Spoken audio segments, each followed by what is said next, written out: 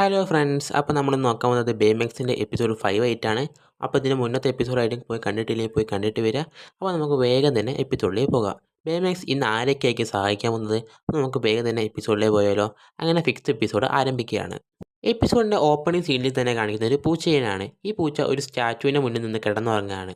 അന്നപ്പോൾ ഈ പൂച്ച നോക്കുന്ന സമയത്ത് ഒരു റിച്ച് മാൻ അവിടെ നിന്ന് സുഷി കഴിച്ചുകൊണ്ടിരിക്കുകയാണ്. അതായത് ഒരു പാർക്കിലാണ് ഈ പൂച്ച കിടക്കുന്നത്. അപ്പോൾ അവിടെ നിന്ന് ഒരു മാൻ സുഷി കഴിക്കുന്നത് ഈ പൂച്ച കാണുകയാണ്. ഇയാളാകട്ടെ എയർഫോണിൽ പാട്ടൊക്കെ വെച്ചിട്ടായിരുന്നു സുഷി കഴിക്കുന്നത്. ഈ നേരം തന്നെ പൂച്ച വന്നിട്ട് നേരെ ആ ഫോണിൻ്റെ ഓളി ഒന്ന് കൂട്ടിക്കൊടുക്കുകയാണ്.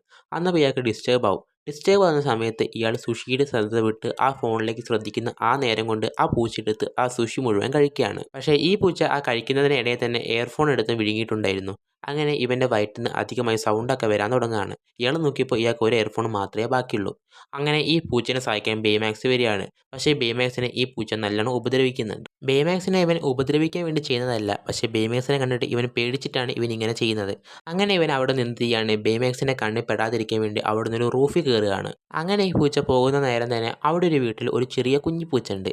ആ കുഞ്ഞു പൂച്ചേനെ അവർ കെയർ ചെയ്യുന്നത് അവർ കാണുകയാണ്. അതായത് ആ കുഞ്ഞു പൂച്ചയെ കളിക്കാൻ വേണ്ടി ടോയും ഒക്കെ ഉണ്ട്. അങ്ങനെ ഇത് കാണുമ്പോൾ ഇവന് വല്ലാതെ തന്നെ ഫീൽ ആവുകയാണ്. കാരണം ഇവൻ ഇങ്ങനെ കെയർ ചെയ്യാൻ ആരുമില്ലല്ലോ. അങ്ങനെ ഈ പൂച്ച അവിടെ നിൽക്കുമ്പോൾ തന്നെ ബേമാക്സ് അങ്ങോട്ട് വരുന്നുണ്ട്. ബേമാക്സിൻ്റെ അടുത്തേക്ക് ഈ പൂച്ചനെ വന്നത് ഈ പൂച്ച ബേമാക്സിനെ കണ്ടതും ബേമാക്സിൻ്റെ പുറകെ ഓടുകയാണ്. അതായത് ബേമാക്സിനെ അറ്റാക്ക് ചെയ്യാൻ നോക്കുകയാണ്. ഈ ഒരു ഇയർഫോൺ ഇല്ലേ, ഈ ഇയർഫോണിൽ ഒരെണ്ണം ഈ പൂച്ചയുടെ തൊണ്ടക്കുഴിയിലാണ് കുടുങ്ങിക്കിടക്കുന്നത്. ഈ പൂച്ചയുടെ വായിൽ നിന്നാണെങ്കിൽ ഒരുപാട് സൗണ്ട് വരുന്നുണ്ട്. ഇത് കേട്ടത് ആ ഓണർ തന്നെ ഒന്ന് ഷോക്കാവാണ്. അങ്ങനെ ബേമാക്സിനെ പേടിച്ച് ആ പൂച്ച അവിടെ നിന്ന് ഓടി രക്ഷപ്പെടുകയാണ്. എന്നിട്ട് സ്ട്രീറ്റിലുള്ള ഒരു കടയുടെ അടിഭാഗത്ത് പോയി ഇരിക്കുകയാണ്. അങ്ങനെ ഇവൻ അവിടെ കിടക്കുന്ന നേരം തന്നെ ഇവൻ്റെ മുന്നിലുള്ള ഒരു സാധനത്തിൽ ഇവനൊരു എലീൻ്റെ ടോയ് ക്രിയേറ്റ് ചെയ്യുന്നുണ്ട്. എന്നിട്ട് ഇവൻ അത് നോക്കിയിരിക്കുകയാണ്. അപ്പോൾ തന്നെ ഇവൻ്റെ വയലിലുള്ള എയർഫോൺ ഇല്ലേ, അതിൽ നിന്ന് നല്ല സാഡായിട്ടുള്ള ഒരു സോങ് കേൾക്കുന്നുണ്ട്. അപ്പോൾ തന്നെ ഇവന് നല്ല രീതിയിൽ തന്നെ ഫീൽ ആകുന്നുണ്ട്. കാരണം ഇവൻ ആരും ഇല്ലല്ലോ, അതുകൊണ്ട് തന്നെ ഇവന് ഒരുപാട് ഫീൽ ആവുകയാണ്. പക്ഷേ ഇവൻ ഇപ്പോഴുള്ളത് ആ സ്ട്രീറ്റ് ഫുഡിൻ്റെ അടിയിലാണ് കേട്ടോ.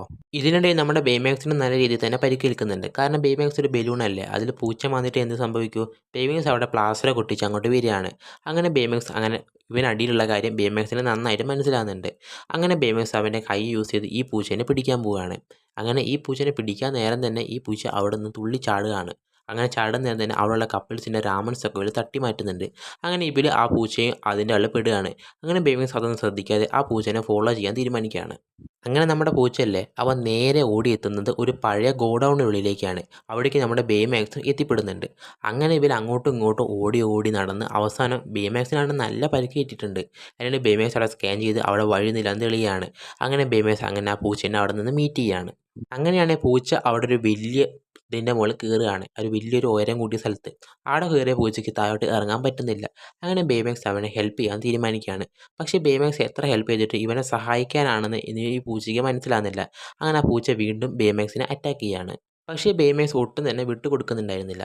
അങ്ങനെ അവസാനം ആ ബേമാക്സ് ആ പൂച്ചയെ പിടിക്കുകയാണ്. ബേമാക്സ് പിടിച്ചപ്പോൾ തന്നെ ബേമാക്സിൻ്റെ ഉള്ളത് ചാർജ് ഫുള്ള് തീർന്നിട്ടുണ്ടായിരുന്നു.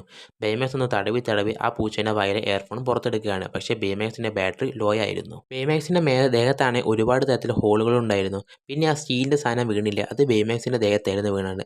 അതുകൊണ്ട് തന്നെ ബേമാക്സിന് ചാർജ് പ്ലഗ് ചെയ്യാൻ പോയെങ്കിൽ ചാർജ് പ്ലഗ് ചെയ്യാൻ ബേമാക്സിന് പറ്റുന്നുണ്ടായിരുന്നില്ല. ഈ പൂച്ചയാണെങ്കിൽ ഒന്നും തന്നെ ചെയ്യുന്നുണ്ടായിരുന്നില്ല. എന്തായാലും പൂച്ചനെ ഹെൽപ്പ് ചെയ്ത ഒരാളല്ലേ, ആ ഒരു മെൻറ്റാലിറ്റി ഇല്ലാതെ പൂച്ച അവിടെ നിന്ന് എല്ലാം നോക്കിക്കാണ്.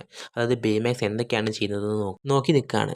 അങ്ങനെ പൂച്ചയാകട്ടെ പതിയെ പതിയെ താഴോട്ട് ഇറങ്ങി വരികയാണ്. എന്നിട്ട് ബേമാക്സിന് കയ്യിലുള്ള ലോലിപോപ്പ് എടുത്ത് അവിടെ നിന്ന് ഓടിപ്പോവാണ്. അതോടെ ഈ 5th എപ്പിസോഡ് ഇവിടെ അവസാനിക്കുകയാണ്. ഇനി ബേമാക്സിനെ സഹായിക്കാൻ ആരായിരിക്കും വരാമെന്നത്?